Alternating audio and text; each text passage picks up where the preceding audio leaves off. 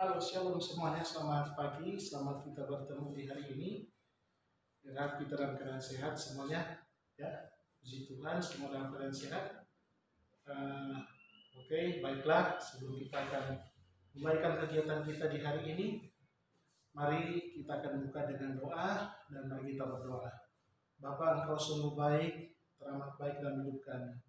Hari ini kami ada semua oleh karena anugerah Tuhan. Dan saat ini kami mau belajar. Taruh hati seorang murid bagi kami, karuniakan kami kekuatan kesehatan, hikmat dari Tuhan. Allah Roh Kudus arahkan hidup kami supaya kami betul-betul dapat belajar dengan baik, dan sehingga segala sesuatu yang kami dapat itu bermanfaat, berfaedah bagi kami. Kami berdoa, bersyukur, menyerahkan akan kegiatan pembelajaran di hari ini. Dalam nama Tuhan Yesus kami berdoa. Haleluya. Amin. Oke. Pasti semuanya dalam keadaan sehat, ya. Di mana kehadiran hari ini semua hadir, ya. Dan harap kita semua dalam keadaan sehat walafiat dan semua dalam hadir, semuanya dalam keadaan sukacita. Oleh karena itu, mari sebelum kita akan belajar, kita akan membaca Alkitab. Mari kita akan membaca Alkitab dalam Lukas pasal 15 ayat yang ke-21. Lukas pasal 15 ayat yang ke-21. Firman Tuhan berkata, kata anak itu kepadanya, Bapa, aku telah berdosa terhadap surga dan terhadap Bapa. Aku tidak layak lagi disebutkan anak Bapa. Tetapi ayah itu berkata kepada hamba-hambanya, berkaslah, bawa kemari jubah yang baik, pakaikanlah itu kepadanya, dan kenakan cincin pada jarinya dan sepatu pada kakinya. Oke, sampai di sana ayat pembacaan firman Tuhan. Para peserta, yang harap Anda masih mengingat akan pembelajaran pada minggu kemarin. Ada yang masih ingat? Oke, silakan. Iya. Masih ingat dengan pembelajaran pada minggu lalu? Ya, benar sekali. Bertumbuh semakin dewasa. Nah, kalau Esra, apa itu bertumbuh semakin dewasa? Ya, adalah orang yang bukan sekedar bertumbuh dari segi fisik, tetapi dia memiliki intelektual, emosional yang berkembang. Ini yang dikatakan dewasa, sangat baik. Nah, ketika hidup kita bertumbuh semakin dewasa, maka ada hal yang perlu kita tunjukkan dalam hidup kita. Apa kira-kira? Sangat banyak. Coba, Susi. Oh ya, seperti itu. Sangat baik lewat tutur kata, tingkah laku, menunjukkan dan membuktikan kasih kepada orang lain. Nah, hari ini kita akan belajar secara bersama, di mana kita akan membahas satu topik, namun sebelumnya kita akan perhatikan kompetensi inti dulu 3, di mana memahami, menerapkan, dan menganalisis pengetahuan faktual, konseptual, prosedural, dan metakognitif berdasarkan rasa ingin tahunya tentang ilmu pengetahuan, teknologi, seni budaya, dan humanora dengan wawasan kemanusiaan, kebangsaan, kenegaraan, dan peradaban terkait penyebab fenomena yang terjadi, serta menerapkan pengetahuan prosedural pada bidang kajian yang spesifik sesuai dengan bakat dan minatnya untuk memecahkan masalah. Selanjutnya, dalam KI 4 ini, yaitu mengolah, menalar, dan menyaji dalam ranah konkret dan ranah abstrak terkait dengan pengembangan dari yang dipelajarinya di sekolah secara mandiri, bertindak secara efektif dan kreatif, serta mampu menggunakan metode sesuai kaidah keilmuan. Nah, oke, kita lanjut. Setelah kita mengetahui KI-nya, kita perhatikan KD-nya atau kompetensi dasarnya. Kompetensi dasar pada bagian pengetahuan ini atau 3.2 memahami makna nilai-nilai Kristiani, kesetiaan, kasih, dan keadilan dalam kehidupan. Dalam IPK-nya, untuk IPK-nya kita perhatikan, menerangkan pemahaman tentang keset dalam tradisi Yahudi dengan cara membaca bahan cerita tersebut. Yang bagian yang kedua yaitu menjabarkan penjelasan bahan Alkitab dalam Lukas 15:21-24, Yohanes 3:16, Roma 12 ayat 9-21, Filipi 2 ayat 5 sampai 11 dengan cara membacakan bahan Alkitab.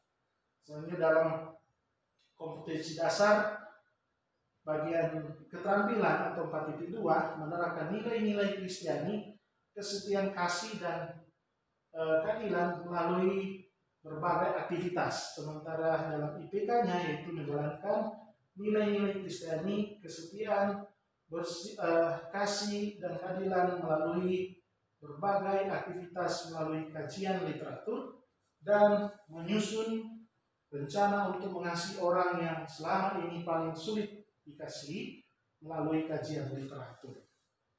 Ini adalah KI, KD, dan IPK-nya.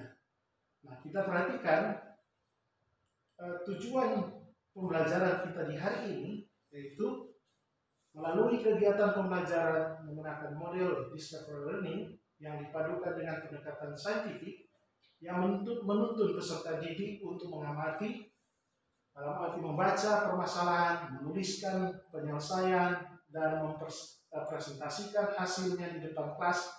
Selama dan setelah mengikuti proses pembelajaran ini, peserta didik diharapkan dapat memahami makna nilai-nilai Kristiani, kesetiaan, kasih, dan keadilan dalam kehidupan, menerapkan nilai-nilai Kristiani, kesetiaan, kasih, dan keadilan melalui berbagai aktivitas dengan rasa ingin tahu, tanggung jawab, disiplin selama proses pembelajaran, bersikap jujur, santun, percaya diri, dan pantang menyerah, serta memiliki sikap responsif, berpikir kritis dan proaktif atau kreatif, serta mampu berkomunikasi dan bekerja sama dengan baik.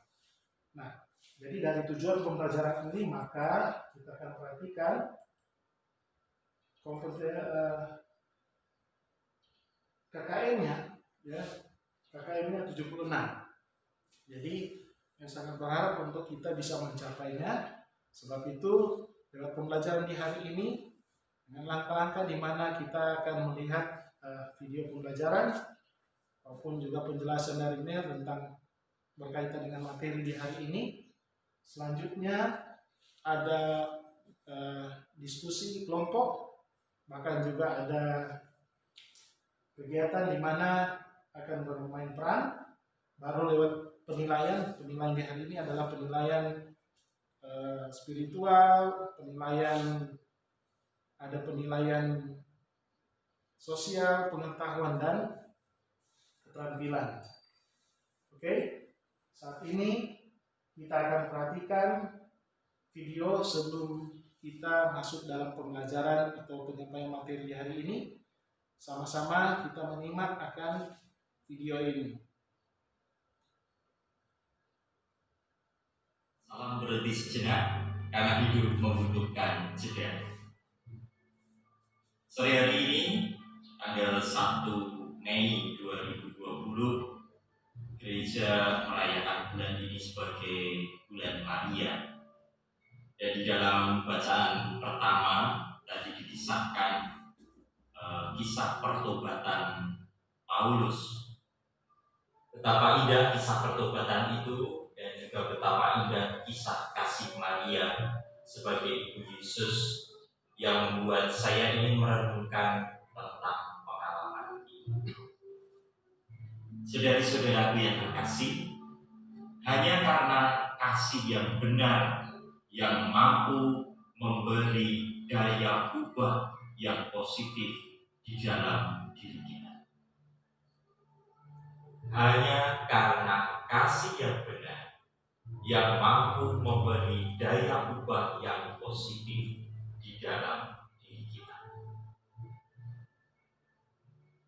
Perubahan atau daya ubah yang positif itu dapat terlihat dari kekuatan dan keberanian kita untuk berubah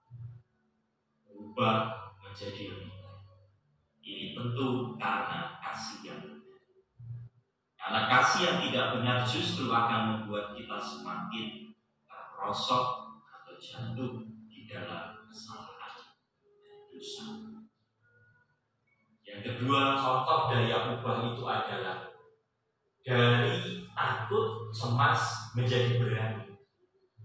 Lalu daya juang, kegembiraan, persaudaraan. Dan itulah yang terjadi dalam kisah pertobatan Paulus. Itulah juga yang memberikan keberanian dan kekuatan hati kepada Maria, karena Maria sungguh-sungguh mengasihi. Maka mari saudari-saudaraku yang terkasih, kita pun juga berjuang untuk pertama menangkap kasih yang benar itu. Lalu yang kedua, memperjuangkannya di dalam hidup. Kasih yang benar yang kita rasakan mengubah hidup kita menjadi lebih baik. Dan kasih yang benar yang kita berikan untuk orang-orang di sekitar kita, untuk alam, untuk penciptaan, juga menjadikan segalanya menjadi lebih baik. Terima kasih. Selamat memasuki bulan Maria. Salam berhenti sejenak karena hidup membutuhkan jeda. Tuhan memberkati. Oke, dari tayangan video tadi, kira-kira ada yang bisa memberikan tanggapan tentang video tersebut? Oke, Tirsa. Ya, perbedaan antara kasih dan benar dan kasih yang tidak benar. Oke, yang lain, Christian? Sangat baik. Kasih yang benar adalah kasih yang mengubahkan. Kasih yang benar adalah kasih yang mengubahkan. Kalau kasih yang salah, ya betul sekali, bisa kasih yang tidak berdampak. Oke, kita lanjut sekarang ke selanjutnya, bahwa hari ini kita akan pelajari tentang mengasihi dan menghasilkan perubahan. Namun saat ini kita akan lebih memperhatikan kepada tentang dimana dalam bagian yang kita boleh perhatikan bahwa ketika kita ada di tengah-tengah dunia ini, bahwa Tuhan menginginkan adanya perubahan yang luar biasa terjadi di hidup kita. Nah, dalam bagian ini kita akan mendalami kekuatan yang paling dahsyat di dunia. Kira-kira ada yang tahu kekuatan yang paling dahsyat di dunia ini adalah apa? Ayo, adalah apa? Orang tua yang terkenal, punya rumah mewah karena jadi artis. Ya mungkin sebagian orang akan mengatakan demikian, tetapi mari kita lihat apa kekuatan itu. Apa kekuatan itu? Boleh Christian bilang, sampaikan apa kekuatan itu? Kekuatan yang paling dahsyat di dunia ini adalah apa kira-kira? Apakah seperti tadi ketika kita jadi artis, ketika kita terkenal, kita punya duit dan lain sebagainya? Ya. Kekuatan itu bukanlah yang pertama, di mana bukanlah uang. Ya. Jadi kekuatan di dunia itu, kekuatan yang luar biasa itu ternyata bukanlah uang. Karena ketika kita berbicara uang bisa membawa kita kepada maut, uang bisa membawa kita kepada kecelakaan, uang bisa membawa kepada kebinasaan, uang kita bisa salah gunakan. Ya. Yang kedua, senjata. Apa kekuatan ketika salah satu bangsa yang terkuat, bangsa adidaya yang luar biasa, yang memiliki persenjataan yang modern, yang mampu berperang mengalahkan bangsa-bangsa lain, tetapi ternyata bukan uang dan senjata. kekuatan yang luar biasa itu adalah cinta kasih yang total. Nah, ini berbicara cinta kasih yang total. Seperti apa kira-kira cinta kasih yang total itu? Apakah cinta kasih seperti hanya sekedar kata-kata? Ya, benar sekali, Christian. Bukan. Nah, ternyata kita perhatikan, kita akan melihat pemahaman atau pengertian kasih itu sendiri. Kita akan perhatikan pemahaman tentang kasih yang disebut dalam bahasa Ibrani kesed dalam tradisi Yahudi ya. Nah, pemahaman tentang kesed dalam tradisi Yahudi ini adalah bahasa Ibrani kesed ya. Ternyata itu punya pengertian cinta kasih yang diterjemahkan yaitu menjadi kesed. Nah, kalau kita melihat bahwa menurut sastra etika Yahudi, kesed atau cinta kasih adalah salah satu dari kebajikan yang paling utama. Ini ada pakar yang luar biasa, para sastra etika Yahudi ini. Mereka mengatakan bahwa kesed atau cinta kasih adalah salah satu dari kebajikan yang paling utama. Kira-kira dari Anda bisa memberikan tanggapan bahwa apakah memang cinta kasih itu adalah salah satu dari kebajikan yang paling utama? Tovel? Ya, setuju ya? Setuju. Oke, kita perhatikan. Rabbi Simon ini adalah sastra etika Yahudi yang luar biasa. Dia mengajarkan bahwa kesed itu di mana dunia berlandaskan pada 3 hal, yaitu Taurat, pelayanan kepada Allah, dan mencurahkan cinta kasih atau kesed. Dan dalam Talmud, salah satu kitab tafsiran Taurat yang sangat penting dalam agama Yahudi, telah menjelaskan bahwa ternyata ketiga hal ini atau kesed ini adalah di mana saat mencurahkan cinta kasih yang luar biasa. Nah, bahkan itu merupakan pelayanan kepada Allah, dan ini yang dijelaskan bahwa merupakan kebajikan yang paling utama. Nah, ada sastra etika Yahudi yang kedua di sini namanya Rabbi Siblai. Dia mengatakan bahwa Taurat dimulai dengan kesed dan berakhir dengan kesed. Jadi berbicara Taurat itu diawali dengan cinta kasih dan diakhiri dengan cinta kasih atau kesed. Dengan kata lain, keseluruhan Taurat dicirikan oleh kesed. Artinya, kehidupan yang ideal haruslah bertujuan untuk menciptakan perilaku yang diwarnai oleh kesetiaan yang belas kasih. Nah, sampai di sini ada yang bertanya. Dengan penjelasan tentang cinta kasih menurut tradisi Yahudi yaitu kesed dalam bahasa Ibrani. Ada? Oke, kita lanjut. Nah, perhatikan bahwa ketika penjelasan demi penjelasan yang disampaikan atau kita perhatikan dari 2 tokoh sastra etika Yahudi yang luar biasa, di mana kita perhatikan penjelasan dalam Alkitab berbicara tentang cinta kasih, sebagaimana ketika kita telah membaca ayat firman Tuhan tadi dalam Lukas 15 ayat 21 sampai 24. Itu mengisahkan tentang anak yang hilang. Dalam perumpamaan tentang anak yang hilang digambarkan bagaimana cinta kasih seorang ayah terhadap anaknya itu diberikan tanpa syarat. Nah, pastilah dari semenjak sekolah minggu Anda di SD telah diajarkan tentang cinta kasih.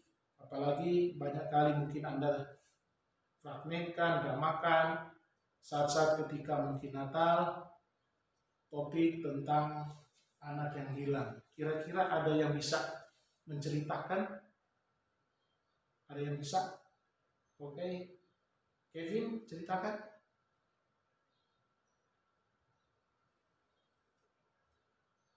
Ya, sangat baik. Bahwa kasih seorang ayah, seorang bapak tidak mengenal akan keadaan dari anaknya.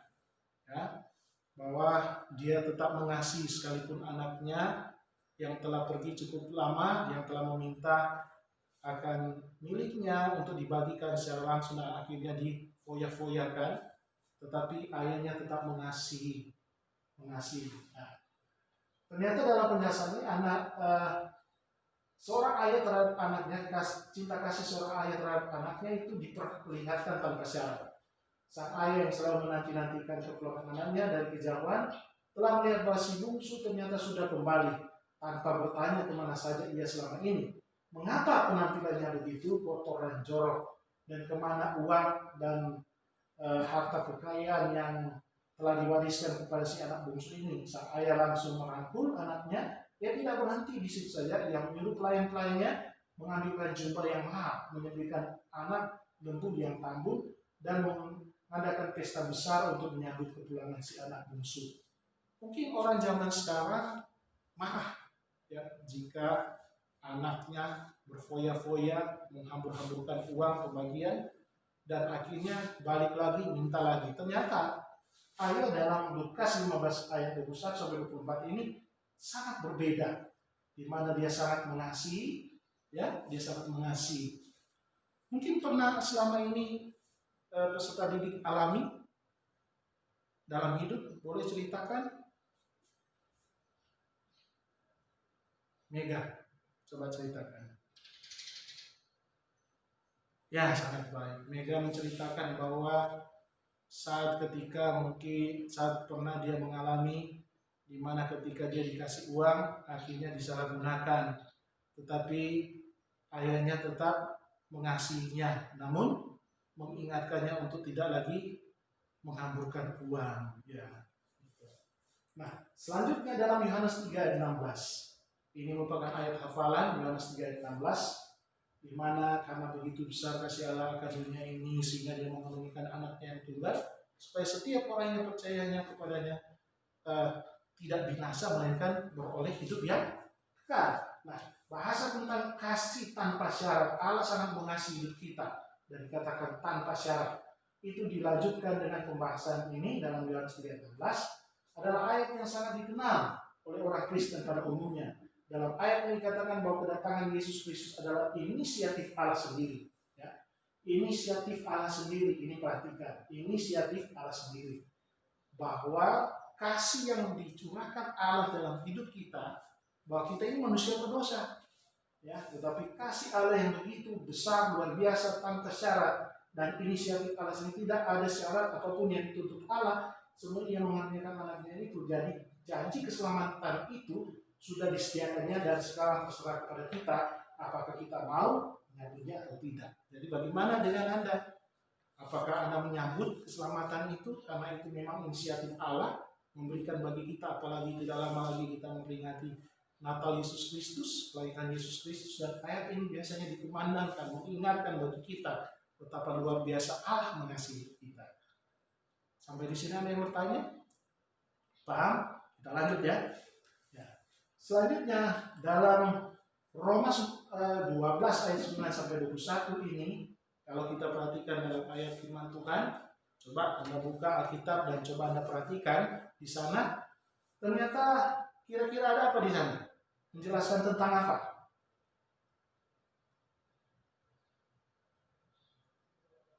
Coba, Christian, tentang apa? Oh iya, tentang baik dan jahat. Jadi cinta sejati adalah tema yang terdalam pada bagian surat Roma ini. Cinta sejati ya. Pada tingkat permukaan ada tema tentang yang baik dan jahat yang beroperasi di seluruh teks ini. Perhatikan, jauhilah yang jahat dan lakukanlah yang baik. Segera mengikuti bagian pembukanya, hendaklah kasih itu jangan pura-pura. Kemudian tema tentang kebaikan dan kejahatan secara eksplisit disebutkan pada akhir teksnya. Jangan kamu kalah terhadap kejahatan, tetapi kalahkan kejahatan dengan kebaikan. Kepada yang cinta kasih.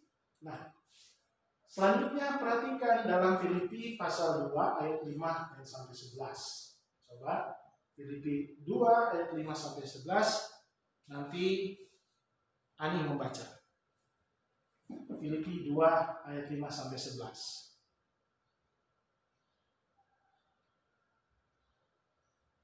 Ya. Nah, Ketika Anda membaca ayat Alkitab Filipi 2 ayat 5 sampai 11, adakah hal yang Anda temukan di sana tentang berkaitan dengan ini cinta kasih? Ya, adakah? Mega. Oh, baik sekali. Ya, baik sekali. Nah, hanya karena kasih Kristus itulah maka terjadi perubahan yang luar biasa di seluruh dunia dan seluruh alam ini. Sungguh sulit kita membayangkan bagaimana sebuah gerakan kecil yang terdiri dari seorang guru dengan 12 muridnya. Kalau kita perhatikan, Yesus sebagai sang guru agung dan yang memiliki ke-12 muridnya ternyata telah menghasilkan perubahan pemikiran dan kehidupan bermiliar-miliar manusia di seluruh dunia selama hampir 2000 tahun terakhir ini. Dan itu terjadi hanya karena Yesus Kristus menyatakan kasih-Nya bagi kita dan karenanya menghasilkan perubahan yang sangat dahsyat.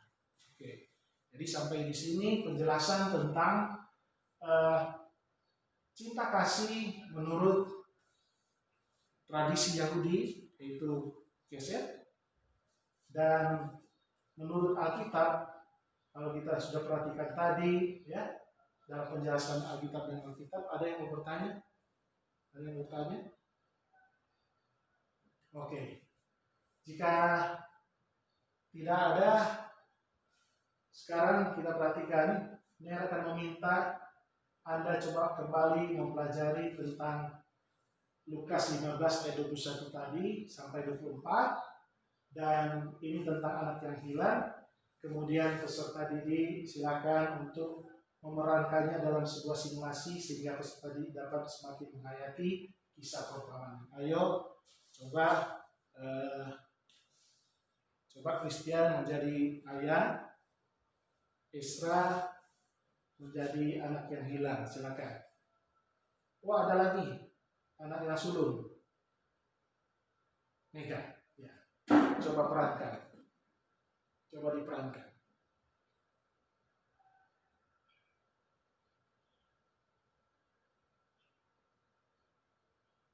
Oke, sangat baik. Jadi tadi telah teman-teman Anda telah memainkan peran tentang anak yang hilang, ya. Ada seorang ayah dan anak yang bungsu sepertinya menjadi anak yang hilang dan anak yang sulung.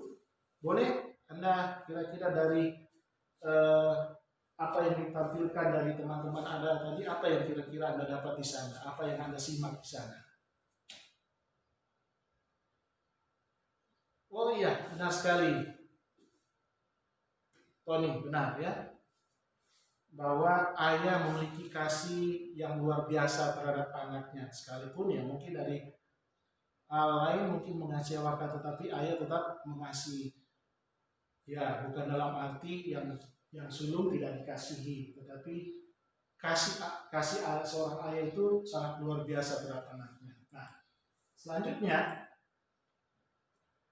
dari kisah anak yang hilang tadi, adakah pengalaman hidup yang pernah dialami berkaitan dengan mengasihi dan menghasilkan perubahan? Ada? Boleh ceritakan? Ketua kelas Anton? Ya, baik sekali. Ceritanya luar biasa. Bagaimana pengalaman hidup yang pernah dialami berkaitan dengan mengasihi dan menghasilkan perubahan. Sesungguhnya menceritakan ayahnya sangat mengasihinya dan pernah ketika ada hal mungkin kesalahan yang dilakukan, dia mengingat bahwa ayahnya sangat mengasihinya dan akhirnya menegur dia untuk tidak berbuat demikian lagi. Seperti itu, ya. Jadi tadi sudah diceritakan secara singkat. Nah, sekarang kita akan membentuk 4 kelompok dan silakan Anda mengerjakan LKPD yang sudah dibagikan. Silakan Anda kerjakan dan coba Anda mengerjakan dengan penuh rasa tanggung jawab dan secara bersama. Silakan kerjakan kelompok 1, kelompok 2, kelompok 3 dan kelompok 4. Oke, bagaimana? Kelompok 1 ada ketua, ada sekretaris, begitu juga kelompok 2 sampai kelompok 4 ada? Ya, oke.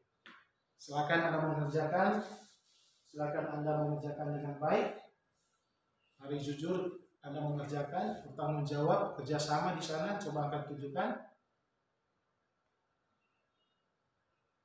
Oke, sudah. Kelompok 1, kelompok 2, kelompok 3, kelompok 4, sudah. Oke. Sekarang semuanya baik, sudah persiapkan. Sekarang silakan kelompok 1 mempresentasikan diskusi mengenai permasalahan pada FPD yang sudah dibagikan tadi. Coba. Yang kelompok 2 perhatikan penjelasan kelompok 1, kelompok 3 dan 4 juga demikian. Setelah kelompok 1 membacakan hasilnya, silakan Anda menanggapinya. Oke, diberi tepuk tangan, sangat baik. Silakan, mungkin ada yang menanggapi. Baik sekali. Kelompok 2. Silakan bacakan hasilnya. Bagi kita beri tepuk tangan, sangat baik. Silakan kelompok yang lain berikan tanggapan. Selanjutnya kelompok 3. Bacakan hasil, baru yang lain tanggapi. Boleh, entah itu ketua kelompok ataupun sekretaris ataupun yang lain yang bisa baca. Ya, baik sekali, beri tepuk tangan. Coba diberi tanggapan. Mantap. Terakhir kelompok 4, bacakan hasil. Oke, sangat baik. Beri tepuk tangan. Silakan kelompok 1, 2, 3 memberikan tanggapannya. Ya, baik sekali. Oke, jadi perhatikan dari keempat kelompok ini, hampir semua kelompok sudah mempersiapkan dengan baik, mengerjakan dengan baik, dan hasilnya juga baik, sudah dipresentasikan. Dan sekarang kita akan masuk pada kesimpulan. Silakan Anda masing-masing berikan kesimpulan dari materi yang Anda dapat di hari ini. Silakan Anda berikan kesimpulan. Silakan maju satu demi satu jika ada ini. Silakan Anda menuliskan di depan atau menyampaikan saja di tempat duduk. Ya, Mega. Oke, baik sekali. Hari ini dia telah pelajari tentang kasih dalam penjelasan menurut bahasa Ibrani, Kesed, dan beberapa sastrawan yang luar biasa menjelaskannya. Oke. Christian? Ya, sangat baik. Kesimpulannya, melalui pembelajaran ini dia boleh dapatkan bahwa ternyata belajar dari seorang ayah yang luar biasa mengasihi anaknya, sekalipun dikatakan anak yang hilang datang dia mengasihi, dan demikian juga dengan kasih Allah. Kasih Allah adalah kasih yang luar biasa yang mengampuni semua dosa-dosa manusia. Oke. Selanjutnya nantinya hasilnya akan dikumpul. Tapi pada akhir ini hasil kelompok akan dikumpulkan, nanti dikumpulkan di meja. Dan untuk materi berikutnya kita akan belajar tentang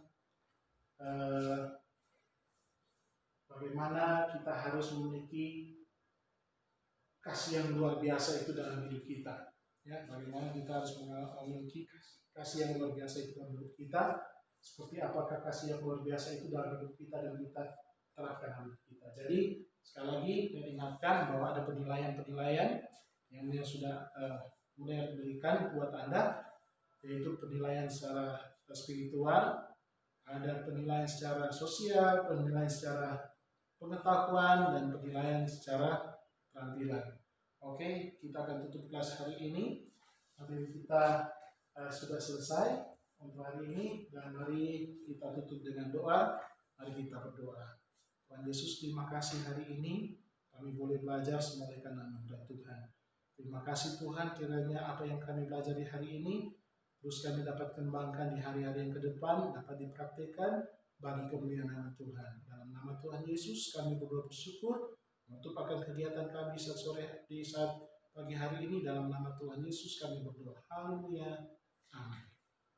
Shalom, sampai bertemu lagi di waktu yang akan datang.